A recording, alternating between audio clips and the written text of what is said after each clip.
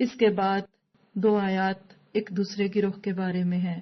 ان الذین کفروا سواء علیہم، جن لوگوں نے ان باتوں کو تسلیم کرنے سے انکار کر دیا ان کے لیے یکساں ہے، خواہ تم انہیں خبردار کرو یا نہ کرو، بہرحال وہ ماننے والے نہیں. کیوں؟ اس لیے کہ ختم اللہ علی قلوبہم وعلی سمعہم وعلی ابصارہم غشاوۃ ولہم عذاب عظیم. اللہ نے ان کے دلوں اور ان کے کانوں پر مہر لگا دی اور ان کی آنکھوں پر پردہ پڑ گیا، وہ سخت سزا کے مستحق ہیں. یہ تھے وہ لوگ جو ابھی تک کفر پہ قائم تھے، جو اللہ کے نبی صلی اللہ علیہ وسلم کے دین کو نہیں ماننا چاہتے تھے، جو قبول نہیں کرنا چاہتے تھے. تعصب کی دیواریں ان کے راستے کی رکاوٹ تھی، حب دنیا کی رکاوٹ ان کے راستے میں تھی، اور انہوں نے تو صاف کہہ دیا کہ ہم پہ کوئی امید نہ رکھنا، ہماری امید پہ تم کچھ کام نہ شروع کرنا. یہ وہ لوگ تھے جن کو اللہ کے نبی صلی اللہ علیہ وسلم کے راستے میں روڑے اٹکاتے ہوئے 13 سال ہو چکے تھے. 13 سال کی اسلام دشمنیوں کی سزا کیا ملی کہ ختم اللہ علی قلوبہم. اللہ یاد رکھیے کبھی کسی کے دل پہ ایک دم مہر نہیں لگاتا. اللہ کے نبی صلی اللہ علیہ وسلم نے فرمایا کہ جب انسان ایک گناہ کرتا ہے تو اس کے دل پر ایک سیاہ دھبا لگتا ہے، پھر دوسرا گناہ کرتا ہے تو ایک اور دھبا لگ جاتا ہے، اور ہوتے ہوتے اتنے نقطے لگ جاتے ہیں کہ پورا دل کالا ہو جاتا ہے. یہی ہے کلا بل ران علی قلوبہم، ان کے دلوں پہ مہر لگ گئی. ختم اللہ علی قلوبہم. ایسے لوگوں کو پھر توفیق نہیں ہوتی. کیا ہم اپنے آپ کو چیک کریں. سورت فاتحہ میں تو بات آئی تھی شکر گزاروں کی، یہاں سے اب کافروں کی بات شروع ہو گئی. کفر کرنے والا اصل میں اللہ کی نعمتوں کو ٹھکرانے والا ہوتا ہے. ہم ساتھ ساتھ اپنا جائزہ بھی لیں گے. حضرت عمر فاروق رضی اللہ عنہ کا ایک قول ہے کہ حاسبوا قبل ان تحاسبوا، اپنا احتساب کرو اس سے پہلے کہ کل تمہارا احتساب کیا جائے. اس پورے دورہ قرآن کا ایک سلسلہ انشاءاللہ حاسبوا والا بھی ہوگا. اس کے لیے ہم سب کچھ پوائنٹس نوٹ کیا کریں گے، چپکے چپکے سب سے چھپا کے ان کو کاغذوں پہ نوٹ کرتے جائیں. ہاتھ میں قلم نہیں تو لکھتے جائیں دل کی دیواروں پہ، اور اس پارے کے بعد اگلے پارے سے پہلے اور ساری زندگی کے لیے ان نکات کو اپنی زندگی کا حصہ بنا لیں کہ ہم واقعی ان چیزوں کا شکار تو نہیں. ہم سب یہاں اپنا محاسبہ کریں گے. پہلی 5 آیات کے اندر سے جو پوائنٹ ہم نے دیکھے، کیا میرے عمل میں ہے؟ کیا میرا غیب پر ایمان ہے؟ کیا میری نمازیں قائم ہو رہی ہیں؟ کیا اللہ کے دیے کو اسی کے راستے میں خرچ کرتی ہوں؟ کیا دل میں تعصب تو نہیں کہ صرف اپنی ہی کتاب کو مانوں اور دوسرے کی کتاب کو جھٹلا دوں؟ کیا آخرت کے معاملے میں میرا یقین آخری درجوں پہ پہنچ چکا کہ نہیں؟ کیا آخرت مجھے کھلی ہوئی حقیقت دکھتی ہے؟ اور کیا میرے دل پر مہریں تو نہیں لگ چکی؟ کیا میرے دل میں دنیا کی محبت کا میل اتنا تو نہیں بھر چکا کہ مجھے قرآن کی پکار بھی نہیں پکار پاتی، اور حی علی الصلاح اور حی علی الفلاح کی پکار پہ بھی میں اٹھ نہیں پاتی؟ جتنے نقطے کفر کے بنا سکیں بنا لیں. عمل کا بھی کفر ہے، عقیدے کا بھی کفر ہے. کوئی ایک میں عامل ہے تو دوسرے میں کافر ہوگا. اللہ تعالیٰ سے دعا ہے کہ ہم سے نیکیوں کی توفیق نہ چھینے. دل اس طرح سے بند ہوتے ہیں. امام مجاہد ایک مفسر ہے، اپنے ہاتھ کو کھول کے دکھاتے ہیں، کہتے ہیں دیکھو یہ چھنگلی انگلی، چھوٹی انگلی اس کو بند کیا، پھر دوسری کو بند کیا، پھر تیسری، چوتھی کو، اور پھر پوری مٹھی بھیج لی. کہنے لگے جب انسان پہلا گناہ کرتا ہے تو یہ چھوٹی انگلی بند ہوتی ہے، پھر دوسرا گناہ کرتا ہے تو دوسری، تیسرا کرتا ہے تیسری، اور اتنے گناہ ہوتے ہیں کہ یہ پورا دل بھج جاتا ہے. ایسے لوگوں کو جتنا پکارے نہیں آتے، کسی سے مایوس نہ ہو. اگر ابھی تک کوئی آپ کی پکار پہ لبیک کہہ کر اس قرآن کے سفر کا حصہ نہیں بنا تو مایوس نہ ہو. اللہ کے نبی نے تو 13 سال پکارا، اس کے بعد بھی مایوس نہ ہوئے. تو لہٰذا ہم نے اپنے اپنے چھپے ہوئے کفر کو ڈھونڈنا ہے. آیت نمبر 8 سے لے کے 20 تک یہ تیسرے گروہ کی بات ہے. میں ان ساری آیات کو ایک ساتھ پڑھوں گی اور اس کے بعد پھر ہم اس پہ بات کریں گے. وَمِنَ النَّاسِ مَن يَقُولُ آمَنَّا بِاللَّهِ وَبِالْيَوْمِ الْآخِرِ وَمَا هُمْ بِمُؤْمِنِينَ. بعض لوگ ایسے بھی ہیں، بعض پہ غور کریں گے ہم، جو کہتے ہیں کہ ہم اللہ پر اور آخرت کے دن پر ایمان لائے ہیں، حالانکہ در حقیقت وہ مومن نہیں، وہ اللہ اور ایمان والوں کے ساتھ دھوکے بازی کر رہے ہیں، مگر دراصل وہ خود اپنے آپ ہی کو دھوکے میں ڈال رہے ہیں اور انہیں اس کا شعور بھی نہیں۔ ان کے دلوں میں ایک بیماری ہے جسے اللہ نے اور زیادہ بڑھا دیا، اور وہ جھوٹ جو بولتے ہیں اس کی پاداش میں ان کے لیے دردناک سزا ہے۔ جب کبھی ان سے کہا گیا کہ زمین میں فساد برپا نہ کرو تو انہوں نے یہی کہا کہ ہم تو اصلاح کرنے والے ہیں۔ خبردار، حقیقت میں یہی لوگ فسادی ہیں، مگر انہیں اس کا شعور نہیں۔ اور جب ان سے کہا گیا کہ جس طرح دوسرے لوگ ایمان لائے ہیں اسی طرح تم بھی ایمان لاؤ، تو انہوں نے یہی جواب دیا، کیا ہم بے وقوفوں کی طرح ایمان لائیں؟ خبردار، حقیقت میں تو وہ خود بے وقوف ہیں مگر وہ جانتے نہیں۔ جب یہ اہل ایمان سے ملتے ہیں تو کہتے ہیں کہ ہم ایمان لائے ہیں، اور جب علیحدگی میں اپنے شیطانوں سے ملتے ہیں تو کہتے ہیں کہ اصل میں تو ہم تمہارے ساتھ ہیں اور ان لوگوں سے تو ہم مذاق کر رہے ہیں۔ اللہ ان سے مذاق کر رہا ہے اور وہ ان کی رسی دراز کیے جاتا ہے اور یہ اپنی سرکشی میں اندھوں کی طرح بھٹکتے چلے جاتے ہیں۔ یہ وہ لوگ ہیں جنہوں نے ہدایت کے بدلے گمراہی خرید لی، مگر یہ سودا ان کے لیے نفع بخش نہیں ہے اور یہ ہرگز صحیح راستے پر نہیں ہے۔ درد محسوس کریں ایسے لوگوں کا اور دعا کریں کہ اللہ ہمیں اور ہمارے پیاروں کو ان لوگوں میں نہ کرے۔ ان کی مثال ایسی ہے جیسے ایک شخص نے آنکھ روشن کی اور جب اس نے سارے ماحول کو روشن کر دیا تو اللہ نے ان کا نور بصیرت سلب کر دیا، چھین لیا اور انہیں اس حال میں چھوڑ دیا کہ تاریکیوں میں ان کو کچھ نظر ہی نہیں آتا۔ کس چیز کی تاریکیاں؟ حب دنیا کی تاریکیاں، نفس کی محبت اور دنیا کے اندر پھیلے ہوئے اندھیروں کی تاریکیاں۔ یہ بہرے ہیں، گونگے ہیں، اندھے ہیں، یہ اب نہ پلٹیں گے۔ یا پھر ان کی مثال یوں سمجھو کہ آسمان سے زور کی بارش ہو رہی ہے اور اس کے ساتھ اندھیری، گھٹا اور کڑک اور چمک بھی ہے۔ یہ بجلی کے کڑاکے سن کر اپنی جانوں کے خوف سے کانوں میں انگلیاں ٹھونس لیتے ہیں، اور اللہ ان منکرین حق کو ہر طرف سے گھیرے میں لیے ہوئے ہے۔ چمک سے ان کی حالت یہ ہو رہی ہے کہ گویا ان قریب بجلی ان کی بصارت اچک لے جائے گی۔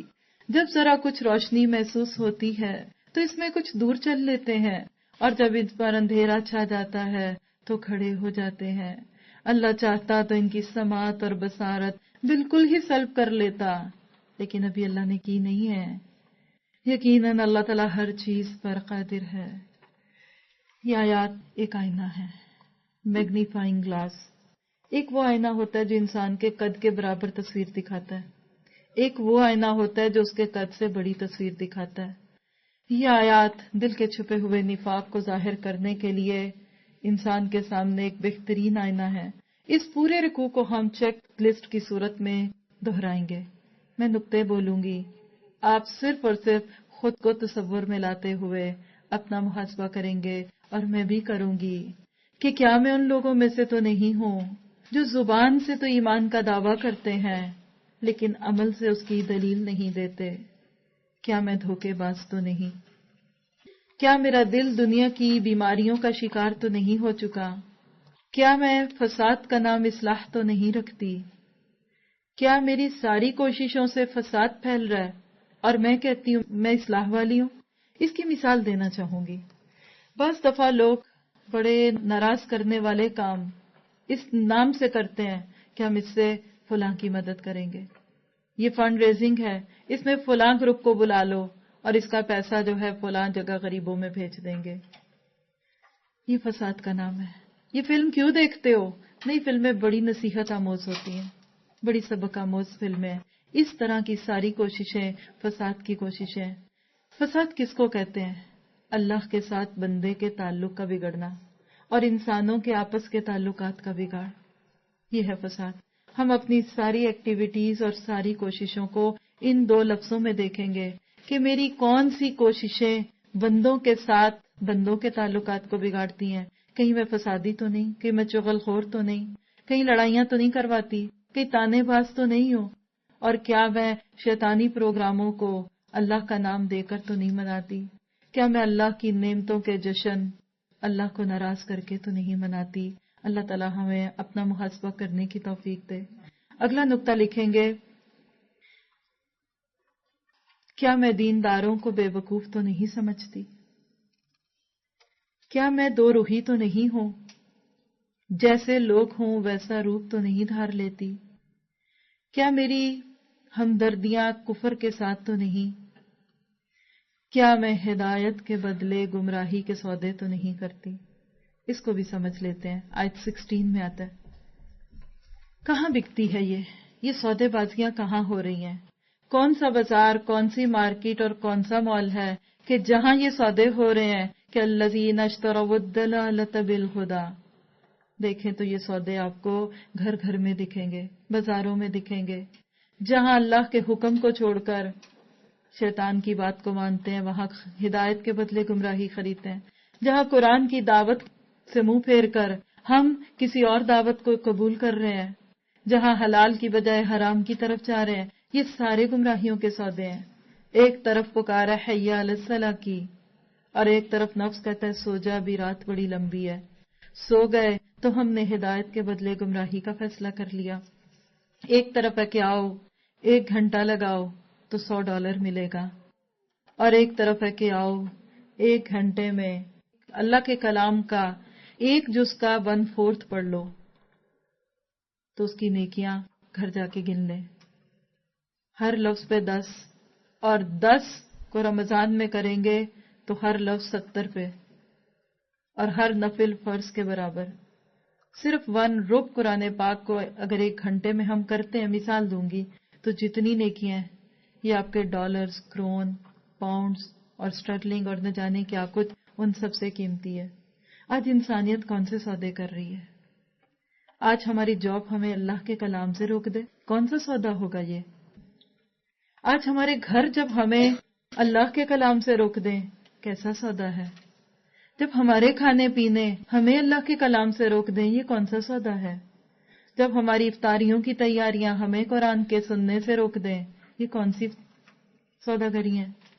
جب ہمارے نفس کے تقاضے ہمیں ہماری روح کی خوراک سے دور کر دیں، یہ کون سے سودے ہیں؟ یہ سارے وہی سودے ہیں. ایک شعر ہے، غلط ہی پڑھوں گی ویسے، کہ کیا تو نے متاع غرور کا سودا. یہ دھوکا ہے. یہ دنیا جس میں تم رہتے ہو یہ کیا ہے؟ یہ دھوکے کا سودا ہے. اصل بات کیا ہے کہ اللہ نے انسان کو کسی اور جہان کے لیے پیدا کیا تھا. آئے تھے جنت کو پانے کے لیے اور دنیا کو پانے لگے. یہ ہے اشتروا الضلالۃ بالہدی. اللہ تعالیٰ ہمیں ان سودے بازیوں سے نکال کر اپنے راستے کے مسافر بنا لے اور علم کو لے کر عمل کے میدان میں ڈلنے لگے. پھر اگلا پوائنٹ ہم نوٹ کریں گے اپنے لیے. کیا میں دین کے مشکل احکامات کو چھوڑ کر صرف وہ احکامات تو نہیں لیتی جس میں مجھے وقتی طور پہ فائدہ حاصل ہوتا ہے؟ کیا میں مشکل حالات میں دین کا ساتھ چھوڑ تو نہیں دیتی؟ کیا مجھے اپنی ذات اپنے دین سے زیادہ پیاری تو نہیں؟ کیا میں دین کے ساتھ سوتیلے بچے والا معاملہ تو نہیں کرتی کہ دوسروں کے سامنے تو خوب پیار کروں اس کو اور اکیلے میں اس کو چھوڑ دوں؟ اللہ تعالیٰ سے دعا ہے کہ وہ ہمیں اپنا محاسبہ کرنے کی توفیق عطا فرمائے. آیت نمبر 21.